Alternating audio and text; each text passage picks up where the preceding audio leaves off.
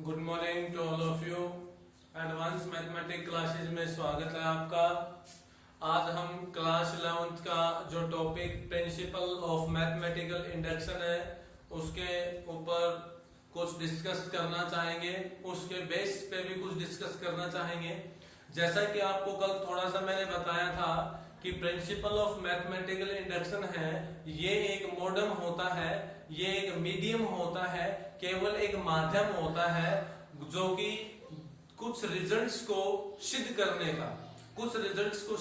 का ये एक मीडियम है। इसके द्वारा हम कुछ क्वेश्चंस, कुछ रिजल्ट्स, कुछ थ्योरम्स को सिद्ध कर सकते हैं। तो यहाँ पे थ्योरम्स को सिद्ध करने का तरीका क्या है इस प्रिंसिपल में, ये प्रिंसिपल क्या कहता है? ये प्रिंसिपल ये कहता है कि हम यहाँ पर जो भी रिजल्ट होगा उसको ऑल नेचुरल नंबर्स के लिए सिद्ध करते हैं। यानी उस रिजल्ट के अंदर हम अगर बारी बारी से एक एक नेचुरल नंबर पुट करें तो वो जो रिजल्ट है वो लेफ्ट और राइट साइड दोनों इक्वल हो जाती है।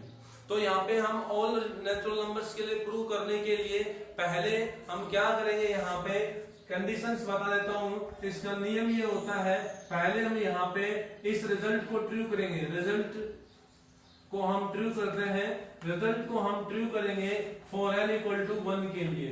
यानी कि हमें LHS और RHS है वो दोनों इक्वल हमें सिद्ध करनी पड़ेगी, यहाँ पे प्रूव करनी पड़ेगी यहाँ पे कि LHS और RHS दोनों बराबर है या नहीं है। इस प्रिंसिपल का नियम बता रहा हूं। ये प्रिंसिपल ये कहता है कि सबसे पहले LHS और RHS दोनों समान होनी चाहिए। किसके लिए? For n is equal to 1 के लिए। n क्या होगा यहाँ पे? n यहाँ पे हमारे पास स्टेटमेंट में कोई अननोन नंबर है जो कि नेचुरल नंबर्स को बिलोंग करेगा। n belongs to natural number होता है। अब इसकी सेकंड कंडीशन ये होती है प्रिंसिपल में कि हमारे पास नेचुरल नंबर तो बहुत सारे हैं, केवल ये तो 1 के लिए ही सोल्व हुआ है। यहाँ पे तो 1 से बड़ी वैल्यू होगी उनके लिए भी सोल्व करना है। तो उनके लिए क्या लिया इस प्रिंसिपल ने कि कोई अननोन वैल्यू k ले ली और उस k के लिए अज्यूम करके चलते हैं हम यहाँ पे कि we assume that result is true.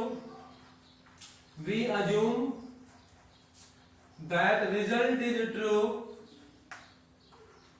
For n equals to k।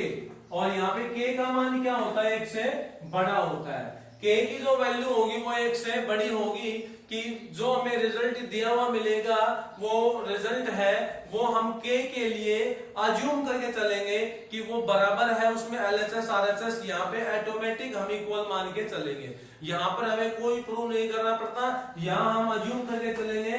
यानी कि हमें कंसिडर करना पड़ेगा कि जो रिजल्ट आपको दिया है वो सही है। किसके लिए? k के लिए। और k का मान क्या होगा? 1 से बड़ी वैल्यू होगी। फिर इसको पूर्णतः प्रूव करने के लिए ऑल नेचुरल नंबर्स के लिए हम k से बड़ी वैल्यू भी हमने यहाँ पे ले ली। यहाँ पे हमने 3 स्लैब बनाए हैं। पहला स्लैब फर्स्ट नेचुरल नंबर, दूसरा स्लैब हमने k के लिए लिया जो 1 से बड़े नेचुरल नंबर है, और तीसरा स्लैब हमने k से भी बड़ी वैल्यू, जैसे कि हमारे पास 3 नेचुरल नंबर है, 1 ले लिया, 2 ले लिया, 3 ले लिया, तो 1 तो हमारे लिए मिनी इनिशियली वैल्यू होगी और 2k के लिए हो गया और 3k प्लस 1 के रूप में हो गया। तो इस तरह से हमने तीसरा स्लैब यहाँ पे बनाया है। इस प्रिंसिपल का तीसरा स्लैब ये है कि हमें इसमें प्रूव करके दिखाना पड़ेगा। We have to prove result is true for n equal to k plus 1।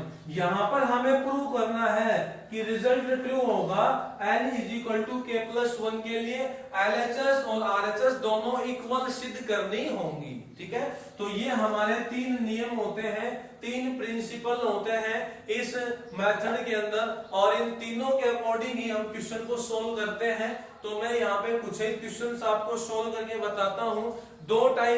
3 types यहाँ पे होंगी, 2-3 टाइप ही यहाँ पे है। एक टाइप तो हमारे पास सीरीज के रूप में है, एक टाइप हमने कल करवाई जो बिल्कुल सिंपल थी, और ये सीरीज के रूप में टाइप आज हम करवाएंगे। इससे आगे है वो डिविजुअल की टाइप आएगी। तो यहाँ पे क्वेश्चन हमारा है, देखिए क्वेश्चन हमारा ये है कि मेरे पास 1 square plus 2 square plus 3 square 4 square और अप टू n स्क्वायर दिया हुआ है, और ये रिजल्ट बराबर है n into n plus 1 into 2n plus 1 divide by 6। ये मेरे पास है, यानी कि 1 square 2 square 3 square up to n square तक ये एक सीरीज है, और ये सीरीज इस रिजल्ट के बराबर सिद्ध करके दिखानी है फॉर ऑल नेचुरल नंबर्स के लिए। सभी नेचुरल नंबर्स के लिए हम इस रिजल्ट को सिद्ध करेंगे, लेफ्ट साइड और राइट साइड दोनों इक्वल होंगे फॉर ऑल नेचुरल नंबर्स के लिए। तो यहाँ हम प्रिंसिपल को यूज करते हैं। ये प्रिंसिपल ये कहता है कि सबसे पहले आप n की जगह पे 1 पुट करिए और LHS RHS को इक्वल करके दिखाना है हमें। तो यहाँ पे n की जगह 1 पुट करने का मतलब ये होगा सीरीज के अंदर लेफ्ट साइड के अंदर, क्योंकि हमें LHS RHS दोनों निकालनी है। तो LHS की बात करते हैं, तो यहाँ पर LHS में हमें सीरीज में n की जगह पर 1 पुट करने का मतलब ये होगा कि पहली एक टर्म का हमें सम करना है, पहली एक टर्म निकालनी है। तो यहाँ पर पहली टर्म क्या होगी हमारे पास 1 स्क्वायर होगी, तो LHS हमारे पास क्या आ जाएगी, इसमें केवल 1 बन जाएगी। हमारी LHS क्या बन जाएगी, यहाँ पे केवल 1 बन जाएगी। RHS जब हम निकालेंगे तो RHS निकालने के लिए ये हमारी RHS है, इसमें n की जगह पे 1 पुट कर दो। 1 पुट करें तो क्या रिजल्ट मिलेगा, देखिए 1 रखेंगे तो यहाँ 1 रखेंगे तो 2 मिल जाएगा हमें, आगे 1 रखेंगे तो 3 मिल जाएगा हमें, और अपॉन में 6। तो 6 से 6 कैंसिल, क्या आ जाएगा 1, LHS इक्वल टू RHS। ये हमारा सिद्ध हो गया। तो हम कह सकते हैं therefore LHS equals to RHS। इसके बाद में सेकंड हमारा प्रिंसिपल ये होता है कि हमें कंसीडर करना पड़ता है, हमें अज्यूम करना पड़ेगा कि रिजल्ट है वो सही है, सिद्ध यहाँ पे अपने आप हो जाएगा। यानी कि सेकंड कंडीशन में हमें ये मान के चलना है कि रिजल्ट ट्रू है, यानी जो रिजल्ट का मतलब ये लेफ्ट साइड और राइट साइड बराबर है। किसके लिए बराबर है, k के लिए। तो हम यहाँ पे लिखेंगे, देखिए यहाँ हमें अज्यूम करना पड़ता है। तो we consider that the result is true for n equal to k, कि ये रिजल्ट है ये k के लिए सही है, ट्रू है। तो k पुट करेंगे तो यहाँ आ जाएगा 1 स्क्वायर 2 स्क्वायर 3 स्क्वायर 4 स्क्वायर, और यहाँ पे k स्क्वायर, n की जगह पे k रखेंगे बराबर k into k plus 1 into 2k plus 1 divide by 6। यहां पर हमें LHS RHS कुछ नहीं निकालनी, हमें यहाँ पे केवल n is equal to k के लिए रिजल्ट को ट्रू दिखाना है। अज्यूम किया हमने, ये कंसीडर किया है, ये प्रिंसिपल कहता है कि कंसीडर करिए। तो हमने केवल n की जगह पे k पुट करना है हर जगह पे, ठीक है। इसके बाद तीसरी कंडीशन हमारी आती है, उसमें हमें LHS RHS को सिद्ध करना होता है n equal to k plus 1 के लिए। तो अब हम n equal to k plus 1 के लिए सिद्ध करेंगे, और क्या लिखेंगे, we have to prove the result is true for n equal to k plus 1। ये हमें लिखना है, we have to prove the result is true for n equal to k plus 1। तो हमारे पास क्या रिजल्ट आता है, देखिए 1 square 2 square 3 square 4 square up to k plus 1 square. ये हमारी LHS होगी। हमने n की जगह पे k प्लस 1 रिप्लेस करना है, तो n की जगह पे हमने k प्लस 1 पुट किया, ये हमारी LHS आ गई। अब LHS और RHS हमें दोनों इक्वल सिद्ध करनी है। तो पहले तो हम यहाँ इस RHS में भी k प्लस 1 पुट कर लेते हैं, फिर LHS लेके चलेंगे, RHS को सिद्ध कर लेंगे। तो इज इक्वल टू के बाद क्या बनेगा, n की जगह पे k प्लस 1 रखना है तो k प्लस 1 हो जाएगा। यहाँ पे भी k प्लस 1 रखेंगे तो k प्लस 2 बन गया। अब यहाँ पे देखिए 2 इंटू इस n की जगह पे आपको k प्लस 1 इस तरह लिखना है ब्रैकेट में, ये ध्यान रखिए। 2 इंटू n की जगह पे k प्लस 1 ऐसा रखना है ब्रैकेट में, और प्लस 1 आगे है, तो ये बन जाएगा 2k प्लस 2 प्लस 1, यानी 2k प्लस 3 आ जाएगा आपके पास। 2k प्लस 3 डिवाइड बाई 6 आ जाएगा, ठीक है। n की जगह पे हमने क्या पुट करना है, k प्लस 1, यहाँ k प्लस 1 रखेंगे तो एक 1 और आ जाएगा k प्लस 2, और यहाँ k प्लस 1 रखेंगे तो 2k प्लस 2 और प्लस 1 यानी 2k प्लस 3 हो गया। अब आपको ये LHS साइड लेके चलनी है और RHS हमें सिद्ध करके दिखानी है। तो LHS साइड हम लेके चलेंगे। LHS साइड हमारी क्या है, यहाँ 1 स्क्वायर से लेके और k प्लस 1 का स्क्वायर है यहां तक है। इस LHS साइड को हम लेके चलते हैं टेकिंग LHS साइड में देखिए 1 स्क्वायर 2 स्क्वायर 3 स्क्वायर 4 स्क्वायर और up to k plus 1 square, ये हमारी LHS होगी। अब यहाँ पर LHS साइड को हमें सोल्व करना है और RHS के बराबर लेके आना है। और यहाँ पे हमारा सबसे मेन स्टेप ये रहेगा, आगे देखिए जब आपके पास यहां से लेके यहां तक इतनी बड़ी एक सीरीज को हमें सोल्व करना है, तो इसके लिए हम इस सीरीज की हेल्प लेंगे। यहां हमें दिया हुआ था कि 1 स्क्वायर 2 स्क्वायर 3 स्क्वायर 4 स्क्वायर और k स्क्वायर तक की वैल्यू है वो इसके बराबर होती है। ये गिवन में एक तरह से आप ये समझ के चलिए, एक तरह से ये समझ के चलिए कि ये जो इक्वेशन फर्स्ट मैंने अज्यूम की है ना, ये गिवन में है क्योंकि हम यहाँ पे कंसीडर कर रहे हैं, अज्यूम करके चल रहे हैं। ये प्रिंसिपल में लिखा है, प्रिंसिपल में ये लिखा है कि ये वाली साइड इस वाली साइड के बराबर होती है, ये दोनों साइड आपस में इक्वल होती हैं। तो हम क्या करेंगे, इस इक्वेशन फर्स्ट की हेल्प से इसको सोल्व करेंगे। इक्वेशन फर्स्ट यहाँ पे बनाएंगे हम, कैसे बनाते हैं देखो, ये k प्लस 1 का स्क्वायर है, इससे जस्ट पहले की टर्म क्या हो जाएगी, k स्क्वायर हो जाएगी, ठीक है कि नहीं। k प्लस 1 का स्क्वायर है, इससे जस्ट पहले की टर्म k स्क्वायर हो जाएगी क्योंकि सभी में 1 का ही तो डिफरेंस है, तो इससे पहले की टर्म क्या हो जाएगी, k स्क्वायर होगी। अब देखिए 1 स्क्वायर 2 स्क्वायर 3 स्क्वायर 4 स्क्वायर और k स्क्वायर, यहां तक की वैल्यू आपके पास इक्वेशन फर्स्ट से मिल जाएगी आपको। तो यूजिंग इक्वेशन फर्स्ट को हम यूज करेंगे और फिर आपको यहां से वैल्यू मिल जाएगी इसकी, इन 1 स्क्वायर से लेकर k स्क्वायर तक की क्या वैल्यू मिलेगी हमें, k इंटू k प्लस 1, इसकी जगह पुट कर देंगे हम k into k plus 1 into 2k plus 1 divide by 6 और प्लस में k प्लस 1 का होल स्क्वायर, ये आपके पास आ गया। इसके अपोन में कुछ नहीं है तो 1 मान लेंगे। अब इन दोनों पार्ट्स को सोल्व करेंगे और यहां से सोल्व करने के बाद आपकी RHS आ जाएगी और ये आपका क्वेश्चन तैयार हो जाएगा। ये हमारे टाइप है। तो इसको सोल्व करने का तरीका क्या है, सोल्व करने के लिए पहले ये देखो कि इनमें कुछ कॉमन हो, कॉमन नहीं आता है तो फिर एलसीएम लेके सोल्व कर दो, कॉमन आएगा इनमें। कॉमन देखो यहाँ k प्लस 1 का स्क्वायर है, यहाँ k प्लस 1 है, तो इन दोनों में से कॉमन आ गया k प्लस 1 कॉमन मिल गया हमें। क्या बच गया अंदर देखो, यहाँ आपके पास बच गया k और 2k प्लस 1, तो इस k के अंदर गुणा कर दो 2k square plus k divide by 6, ये मिल गया हमें। देखो k प्लस 1 तो कॉमन आ गया, इसमें से भी कॉमन आ गया बाहर, तो यहाँ k बच गया और 2 के जमा है तो इन दोनों की गुणा होगी, तो 2k स्क्वायर 1 के साथ करेंगे तो k आ गया डिवाइड बाई 6 जमा k प्लस 1 बच गया आगे डिवाइड बाई 1। अब इनका हम ले लेते हैं एलसीएम, एलसीएम लेते हैं इन दोनों का, तो एलसीएम हमारे पास आ जाएगा 6, तो ये आ गया 2k स्क्वायर प्लस k और प्लस, अब 6 की गुणा कर दो, यहाँ पे एलसीएम ले रहे हैं ना, तो 6 की गुणा होगी इन दोनों के साथ, 6 के जमा में 6 आ जाएगा और यहाँ बाहर है k प्लस में 1, ठीक है।